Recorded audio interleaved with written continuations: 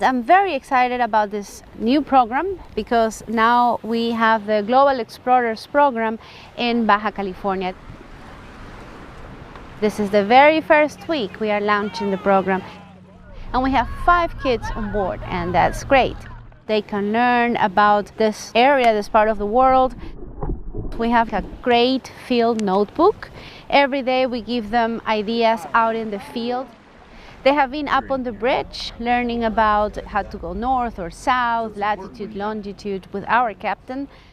Today we are at the beach. This is Magdalena Island. We are going to do a scavenger hunt. So you're going to look for an echinoderm. You're going to look for inorganic sand.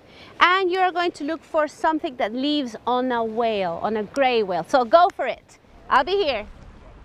Hey, you found it. Great. Oh, wow. What did you find? See, this is something that grows in a whale right here. It's a barnacle. Barnacles. And what kind of animals are barnacles? They are crustaceans. Great, yeah. They spend their whole lives attached to whales, or what is this, a shell? I found inorganic sand. Wow. It's all black, so it's what? What do you think it is, the mineral? Iron. Iron. We have a lot of metamorphic rocks here from the erosion, the weathering and erosion. That's how the beach was formed, inorganic.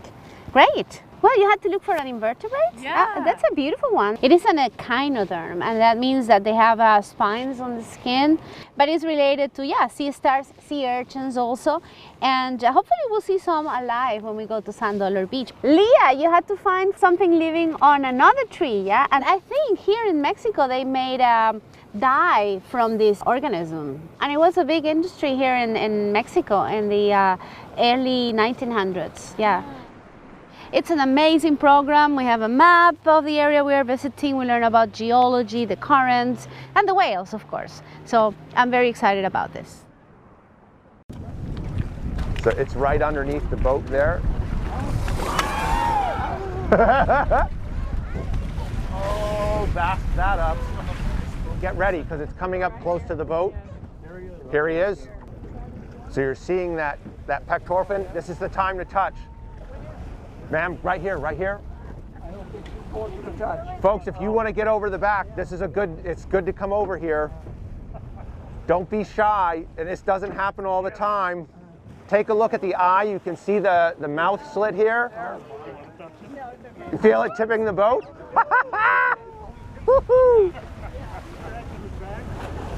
Feel him pushing the boat? You get paid to do this? How do I get a job?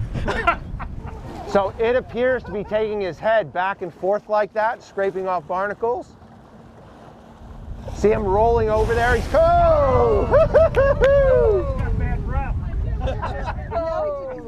So he's diving a little bit, but he's coming back up. At times they'll come up and they'll scrape themselves on the boat. And it becomes the question of, is it scraping off barnacles or did it just have an itch? There's other times where they'll be observed rubbing against things, particularly like pebbly like bottom. You can't describe it. I had told my pals I was coming down to pet the whales, but little did I believe it was going to happen. To be able to touch, that kind of an animal that's massive and so silky smooth. Smooth as a baby's bottom. Big baby. Just incredible. Mom's pectoral fin. We're so lucky to come upon this pair, mother and calf, gray whale, who were curious about our zodiacs. The baby's probably trying to nurse. They don't suckle. Baby just nuzzles up against the mammary slips and the mom can pump the milk right into the baby's mouth. It's kind of sloppy. Some of it gets out. And they would come up close. We were able to reach out to them and connect with them, look into their eyes. They would look back.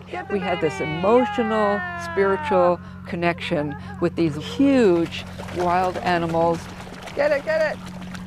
It's so amazing how the mother gray whale allows its baby to come close to the zodiacs and interact with the guests.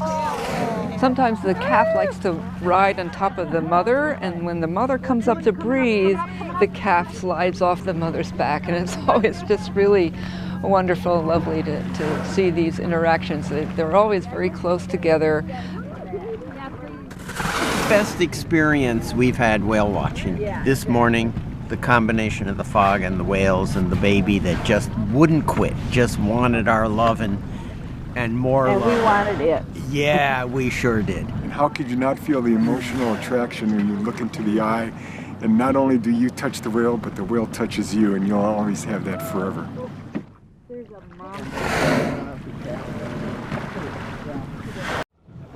There he comes. That is so cool. Here he comes.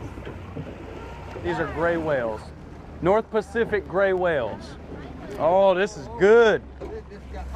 You seeing that? We can identify these whales as individuals. Good gracious. This is already amazing. These whales here are about 35, 40 feet long, an adult, weighing somewhere around 30, 35 tons, so 70,000 pounds.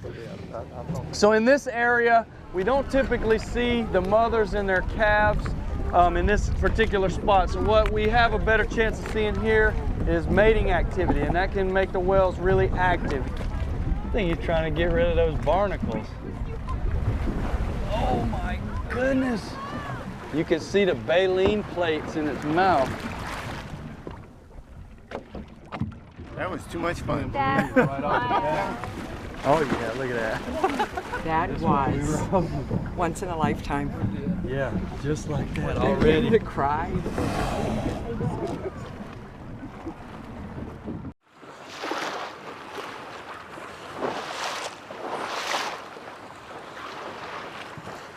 One of the things that I love best about being here in Baja California is that there are so many incredible and unexpected opportunities to see some fantastic wildlife. We've got several species of dolphins down here, and these were bottlenose. We were lucky enough to get into probably 2 dozen or maybe a little bit more.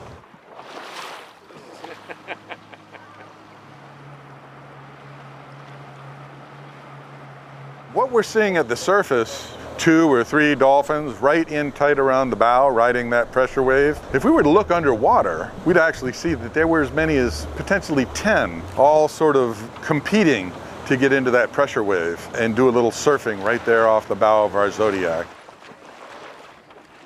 So I like to think of it as a way to actually have a moment, sort of jointly communicating with another species. We're in their space and they're welcoming us to it.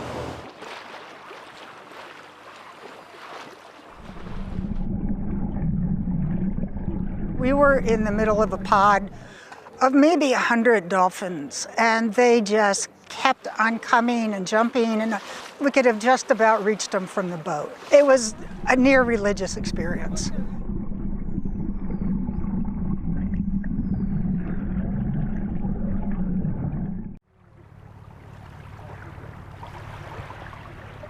It's exciting to bring the guests ashore to a new environment, a new site, a new landing that we can examine the mangroves up close in this pristine, clean environment.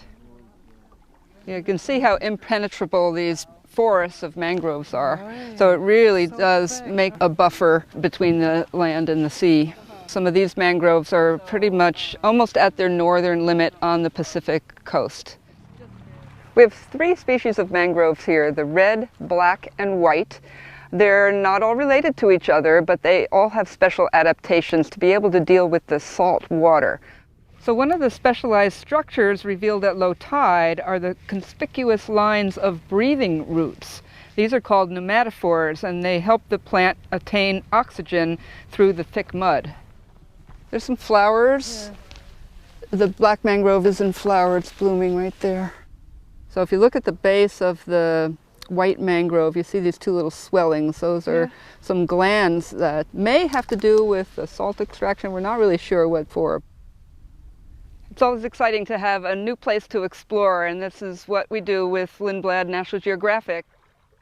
I think the mangroves are awesome, very complex ecology, and to have the ability to walk around with a naturalist who studied this for many years and to understand the interrelationships between all the plants and the soil and the insects is just awesome.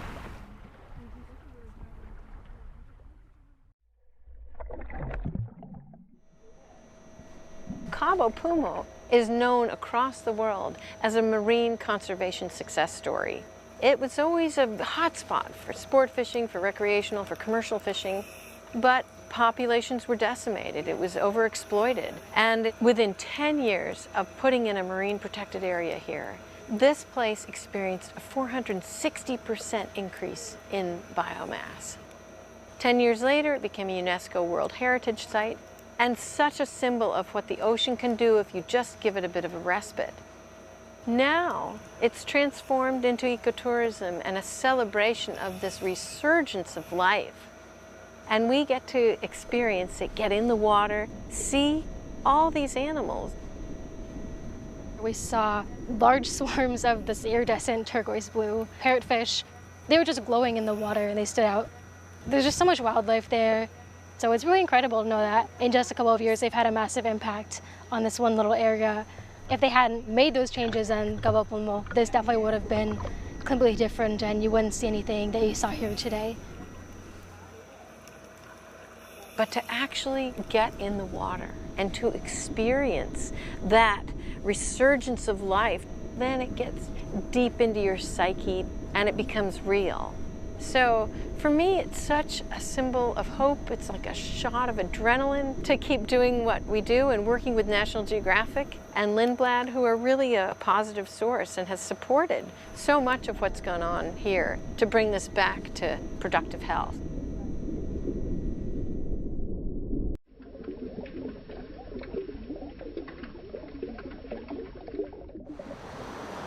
Oh, hello there.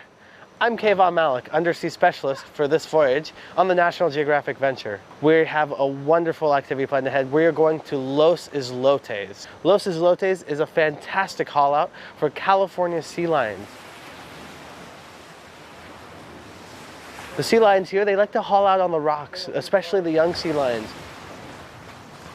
While they may be playful and fun in the water, they like to rest on the rock, sunning themselves, warming up a bit between bouts of going for food.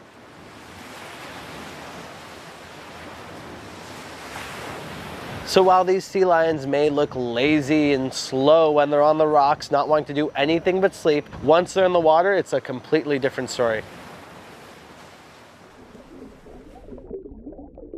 I call them jet fighters because they're going straight towards us, turning off at the last second, blowing bubbles in our faces. They're doing somersaults, they're doing twists. They are just having a ball out there with perfect gymnastic abilities. Once we got in the water, to see the acrobatic nature of the sea lions and their playfulness and their willingness to come close and look us in the eye, it was just magical.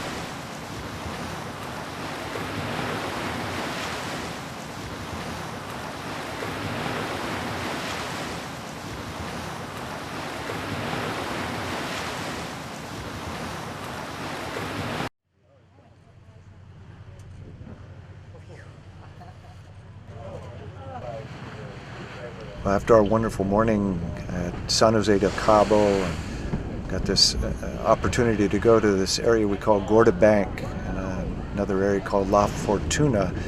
These are places where humpbacks spend their winter time calving and breeding. These are the same humpbacks that you'd see off the coast of Northern California, Oregon, and Washington. During the summertime, they're feeding up there.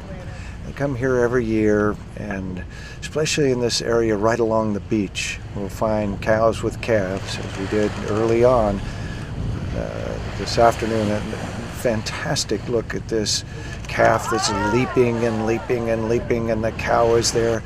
And in the distance, all around us were other whales. There was one, especially one main group of 4 whales, and this again is going to be male whales. And these males are probably singing songs. We couldn't pick anything up on the hydrophone, but they're probably singing songs that bring them together in these competitive groups, and they will then, as a gang, get together and try to knock out the escort whale, which is the whale that we saw along with this cow and calf. Even though the female is probably not receptive, there's often still an escort male that goes with them, and these other competitive guys want to get into the action so that they'll fight this escort male for access to the female.